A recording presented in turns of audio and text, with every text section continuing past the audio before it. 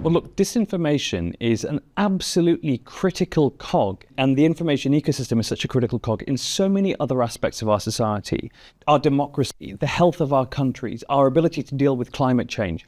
So many things rely on information, and they've realized that by affecting the information ecosystem, toxifying that one thing, they can cause damage across a whole array of what matters to us in our society. But the main reason is because it works. The truth is that we're very bad at dealing with information disorder. It's taken until 2023, 20 years into the social media revolution, for us to really start to get to grips with imposing some order, some transparency, and some costs on these companies for the harms they create.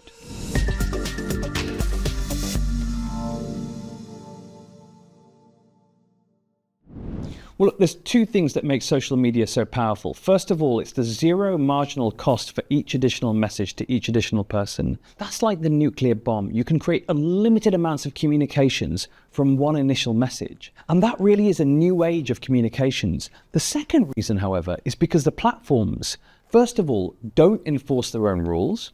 So we have no consequences for the people who are doing it.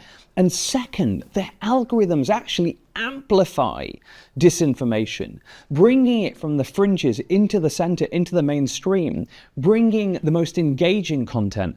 And that, of course, is what makes this so potent and so dangerous to us.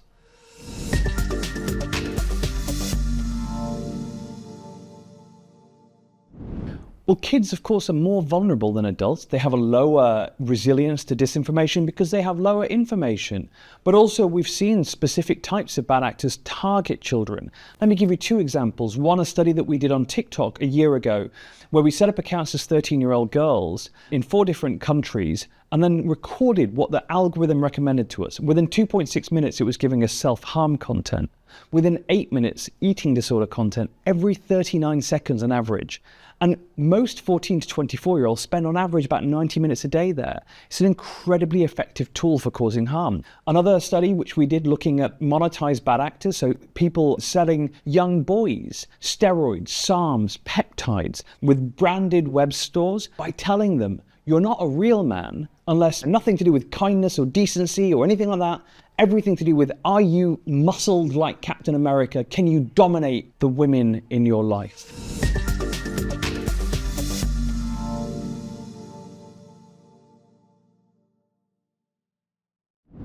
Well, conspiracism is driven by epistemic anxiety, a sort of a deep yearning for the truth. And that deep yearning for the truth is, of course, made worse by the fact that our information ecosystem is so polluted. When you can't discern truth from lies, when lies are literally algorithmically amplified into your timeline, then what you get is a problem where people just aren't sure what's true or not. They can't be bothered working it out anymore. And so they'll grasp onto what's entertaining, conspiracy theories, what feels right to them, or to an authoritarian figure. And unfortunately, because that never sates them, they're never actually able to fill that yearning for absolute certainty. It makes them go deeper and deeper and deeper in rabbit hole. And that's why this kind of malignant circle is so powerful in the social media age.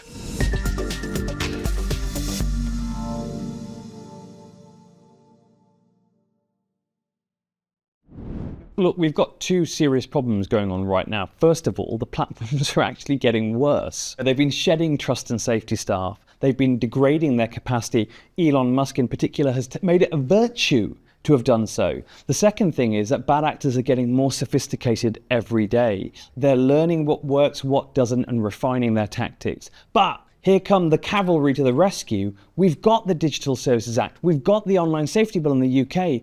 Other legislations around the world are looking to legislate and to give themselves powers. And what we are now in is in an age in which, as platforms seek to reduce their cost base and reduce the safety of their platforms, we finally have tools available to governments, to lawmakers, to do something about it. And we really need them to start using them because we have 70 elections around the world next year. This is the greatest test of democracy in the digital age, and we will need our lawmakers to step up and protect the most precious thing that we have, which is our ability to vote.